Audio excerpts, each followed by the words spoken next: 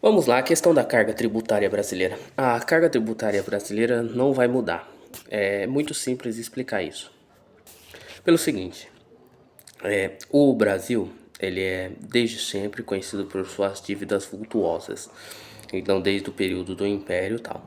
No Império não foi tão prejudicial em si essa quantidade de dívida que o Brasil tinha, porque pelo fato de você ser uma monarquia, as taxas de juros são mais baixas por conta da durabilidade do sistema de governo, da oligarquia presente, que eram os barões, os viscondes, que moviam a economia do país em si, estavam dispostos a controlar e manter a economia com a sua fidelidade para com o rei e a fidelidade do rei para com o papa e assim por diante. E aí você tem uma estabilidade monetária que permite com que você gaste mais do que você suporta, tipo o Japão, uma ilha que é quase uma potência, mas é uma ilha, mas é só por conta de ser um império e ter um imperador. Porque se não tivesse, ela não teria aquela estabilidade toda na moeda, e também porque virou uma colônia americana depois da conquista da Segunda Guerra e os Estados Unidos quis fazer uma meia-culpa pelos desastres em Fukushima, as duas cidades católicas, né? E reconstruiu o Japão como a cidade perfeita do capitalismo para poder mostrar que o capitalismo funciona. Não, eu tô parecendo um esquerdista falando dessa maneira, mas vocês entenderam a função. Agora a questão da carga tributária do Brasil. A carga tributária do Brasil não vai mudar porque nós estamos pagando Brasília ainda. Agradeçam ao Juscelino Kubitschek que construiu aquela abominação, porque muitos falam que a dívida do Brasil é desde o período do Império. Mentira. Vamos lá. No período do Getúlio Vargas, o nosso ditadorzinho querido que todo mundo idolatra, mas não sabe os pontos negativos dele, por exemplo, a criação do primeiro campo de concentração antes dos nazistas. Uma ideia brasileira, não é mesmo? O Brasil sabe fazer merda. E como assim? Teve uma grande fome no Nordeste, uma seca miserável, e todo mundo começou a migrar em massa para as grandes cidades. Então, o presidente do Brasil, no período, Getúlio Vargas, fez igual. Ele inventou a carrocinha de pobre, que saía pegando os pobres e levando para esses lugares. Muitos morreram lá. E depois deu um surto de hanseníase no Brasil inteiro, que no período chamava lepra, por conta dessa grande aglomeração de pessoas. E depois ele também saiu recolhendo essas pessoas com hanseníase e criando locais para essas pessoas viverem até a morte separado da sociedade brasileira, separou o pai de filhos e assim por diante. Ninguém lembra dessa parte, não é verdade? As pessoas só idolatram Getúlio Vargas.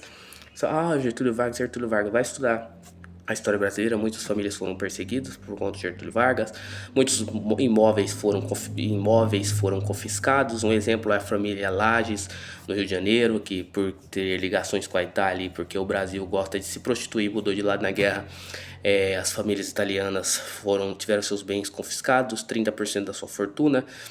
Muitos tiveram as casas tomadas, japoneses foram perseguidos nesse país, tá entendendo? Você não poderia falar mais a língua italiana, nós descendentes de italiano não podia falar a língua italiana no território nacional, que você era inimigo da nação.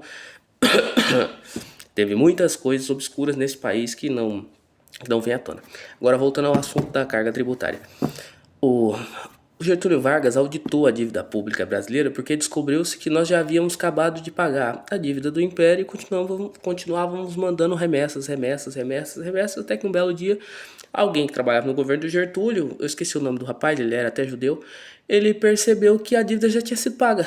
E aí quando pediram para auditar a dívida, falaram por que não, vocês continuavam mandando, nós continuávamos recebendo a dívida. E aí auditou a dívida. Quando auditou a dívida, o Brasil se tornou a Suíça latino-americana. E o Brasil era a Suíça latino-americana. O Brasil era um país neutro, fomentava a migração em massa, tinha cantões e micronações aqui dentro. Por exemplo, a criação de como que é o nome da cidade, meu Deus? É uma cidade que tem um castelo que foi construído pelo ministro, era um ministro da Áustria, eu tô tentando lembrar o nome, eu acho que é Três Etilhas de Santa Catarina. Aquilo ali é um cantão, então ele chegou e comprou o direito de posse de terra por tantos anos do governo, porque depois, quando acabou a guerra lá, a Segunda Guerra Mundial, que o Brasil se prostituiu para os Estados Unidos e tudo mais, isso aí foi tudo rasgado, todo mundo se lascou. Mas vinha fomentando migração em massa, então tinha cantões alemães, cantões portugueses, vários países europeus, o pessoal chegava, comprava uma terra e começava ali a criar uma micronação dentro do Brasil. E o Brasil enriqueceu muito com esse dinheiro. Então, as pessoas, esse ouro que entrou foi tudo para a reserva nacional. O Brasil ficou muito rico, você vê esse período, o apogeu do Rio de Janeiro, você vê as gravações do Rio de Janeiro naquele período, e você olha o Rio de Janeiro hoje, é um desgosto total. O Rio de Janeiro, na época do Império, era a cidade do esplendor, e na época do Getúlio virou a cidade maravilhosa, porque colocaram o Rio de Janeiro abaixo e construíram aquela abominação moderna que nós conhecemos hoje, que as pessoas falam que é lindo, mas que não é a única coisa linda que tem no Rio de Janeiro, é a natureza, de resto é horroroso, ó, todos os pontos. A reforma tributária, vamos lá. O Brasil pagou sua dívida, acabou sua dívida, aí tamo rico. Quando começa a Segunda Guerra Mundial, o Brasil começa a se prostituir para os Estados Unidos e pegar empréstimos vultuosos, porque os Estados Unidos precisavam da ajuda do Brasil, porque o Brasil, pelo tamanho continental em si, e o Brasil foi pegando empréstimos. Chegou a um ponto que o nosso empréstimo estava maior do que o Plano Marshall. Para vocês terem uma noção, o Plano Marshall foi utilizado para reconstruir a Europa depois da destruição. Nós tínhamos uma dívida maior que o Plano Marshall. Depois o Brasil conseguiu pagar magicamente essa dívida, pagamos essa dívida tudo. Por quê? É complicado explicar isso. Quando o Brasil estava com a sua dívida paga, aí veio um retardado chamado Juscelino Kubitschek que falou: vamos mudar a capital do Brasil para o centro, porque a Espanha estava querendo contestar a questão da União Ibérica e da ocupação brasileira no território e tal, e que por tratados internacionais da época só era válido local se ele fosse ocupado e assim por diante, e boa parte do território brasileiro estava desocupado porque nós vivemos como caranguejo nas praias. E aí transferido para Brasília. Poderia ter construído uma Versalhes, não é mesmo? Construído algo maravilhoso, mas construiu aquela abominação que nós temos ela e pagamos ela até hoje. Quando o governo Lula entra no poder, tem aquele boom das commodities, a China enriquecendo e comprando minério de ferro do Brasil, e comprando soja, e comprando carne, e assim por diante, muito fluxo de dinheiro entrando no país. O governo do PT fez uma manobra para ganhar poder. O que era a manobra? Não ter mais influência americana dentro do Brasil. Esse era o que eles tentaram. Internalizaram a dívida. Então conversaram com as famílias mais ricas e poderosas desse país. Quando eu falo famílias mais ricas e poderosas, é as famílias que não aparecem, sabe? As famílias daqueles bancos gigantescos que começam com S, que não convém dizer. E aí internalizam a dívida pública brasileira. Só que tem uma cláusula aí que é meio dificultante de pagar essa dívida brasileira. Então, a carga tributária brasileira, pela independência do Brasil, vai ser impagável para sempre. Há uma lenda que diz, não posso confirmar porque não estou lá e também não tenho documentos para analisar, que a dívida brasileira, toda vez que a moeda desvaloriza, ela aumenta, diferente de outros países que quando você desvaloriza sua moeda, você paga parte da dívida. Do Brasil, se você desvaloriza, você é punido pela desvalorização. Então, por isso que tem essa carga tributária gigantesca, porque o país tem que tirar de algum lugar para pagar, para tudo manter, porque país endividado não é invadido. Então, enquanto o Brasil for endividado, ele vai ter a paz do hino nacional, glória no passado e essa paz, entre aspas, duradoura enquanto for endividado. Porque os credores da dívida internacional brasileira não vão querer que nenhuma nação invada este país varonil, não é mesmo? Então, como deixar de ser escravo da questão tributária brasileira? Em primeiro lugar, você tem que hackear o sistema de dentro para fora. Quando eu falo hackear o sistema de dentro para fora, é não ir com a maioria, porque a maioria sempre está errada. Vejamos na Bíblia, Barrabás crucifica-o. Então, não, como que eu posso facilitar uma compreensão para você? Se você é católico, viva a virtude católica. A função de uma mesa é comer, para comer, a função de uma cadeira é para sentar e assim por diante. E desfrute o máximo possível desse mundo. Se possível, construa uma casa digna para você morar e duradoura. Quando eu falo digna e duradoura, é casa adaptada para o clima brasileiro, porque as casas brasileiras tinham alpendres, as áreas em volta rodeando, por conta da alta incidência de sol. O nosso país tem uma alta radiação solar, tanto que as coisas aqui embaixo no hemisfério sul envelhecem mais rápido do que na Europa. Você pode ver que o europeu constrói um prédio, está lá há 200 anos, e aí aqui embaixo, nos trópicos, você constrói um prédio, em 20 anos ele já está tudo bagaçado, por conta da alta incidência solar, e a chuva, e as intempéries, e calor, e chuva, e calor, e chuva, e sol, e calor. Então isso faz com que os materiais se envelheçam e se degradem rapidamente.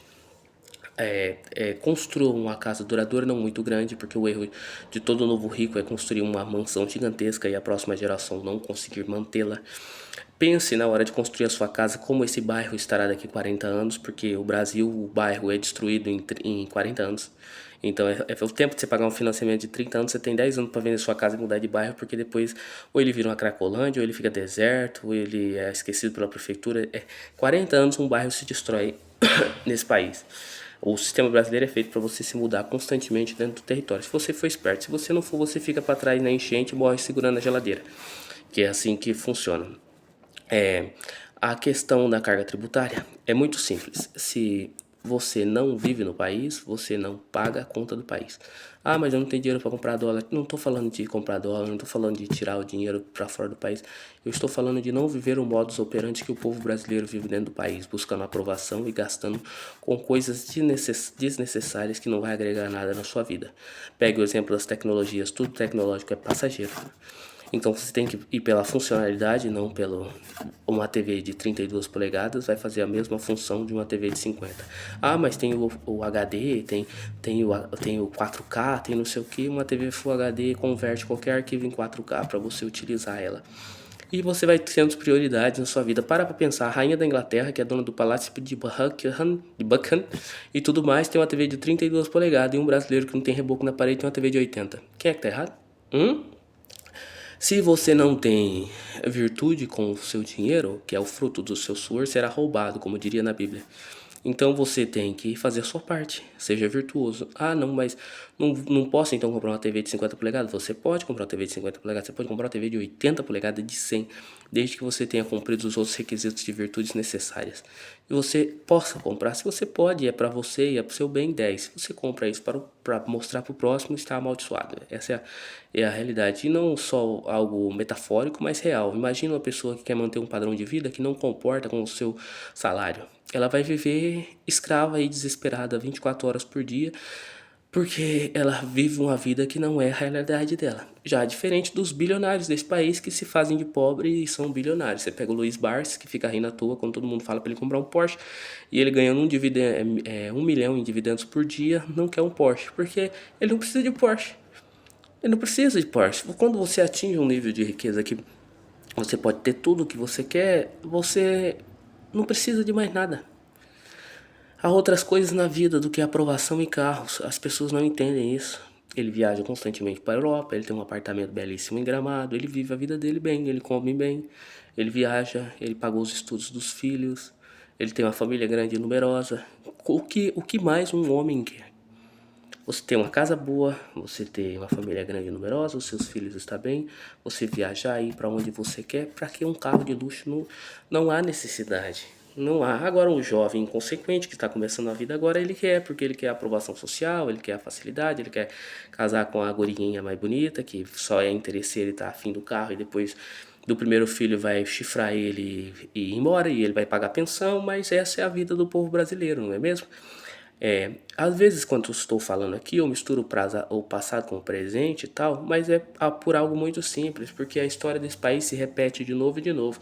Você pega as discussões do Rui Barbosa a respeito da vacinação obrigatória no período da gripe espanhola. Eles querem entrar nas nossas casas e vacinar as nossas mulheres e nossos filhos à força. É a mesma discussão que teve depois da pandemia de Covid-19. Então, tudo aqui se repete de novo e de novo. Se você entender isso, nossa, você vai navegar tranquilo no oceano do mundo brasileiro. Você pega um exemplo das bolsas. O símbolo da bolsa russa é um urso que taca para baixo. O símbolo da bolsa americana é um touro que joga para cima. E o símbolo da bolsa brasileira é uma baleia que navega tranquila no oceano. Se você souber navegar tranquilo no oceano, a carga tributária não vai interferir na sua vida. Pode subir o combustível, pode cair a bolsa de valores, pode dar um congelamento na poupança. Você se preparou para o pior possível. O problema é que a maioria dos brasileiros se prepara para amanhã será melhor. Então, se o Brasil ganhar essa Copa do Mundo, vai começar de novo. Olha, o Brasil é foda, o Brasil não sei o que, mas não vai mudar nada. O Brasil continua só andando para trás. Assistam os vídeos da década de 30 e 40 e assistam o Brasil hoje, pessoalmente, na vida de vocês. Esse país deu certo? Esse país deu certo? Não deu. e nem nunca dará certo. Porque a maioria da população brasileira está buscando a aprovação imediata, porque quando você corrompe a moeda de um país, você corrompe um povo. Porque a Suíça é a Suíça, porque a moeda da Suíça não se corrompeu ainda. A partir do momento que a moeda da Suíça se corromper, a Suíça será só um lugar comum, será um Brasil. A Suíça será um Brasil. O que o Brasil deveria fazer? Auditar a dívida pública dele, mas ele não pode auditar a dívida pública por questões que eu não vou falar nesse vídeo, porque passarinho que muito conversa acorda com a boca cheia de formiga. Se o Brasil auditasse a dívida pública dele, ele conseguiria evoluir como nação, mas ia ter muito sangue ranger de dente por editar essa dívida e a longo prazo a situação seria um tanto quanto periclitante, principalmente para a nossa fé católica apostólica romana.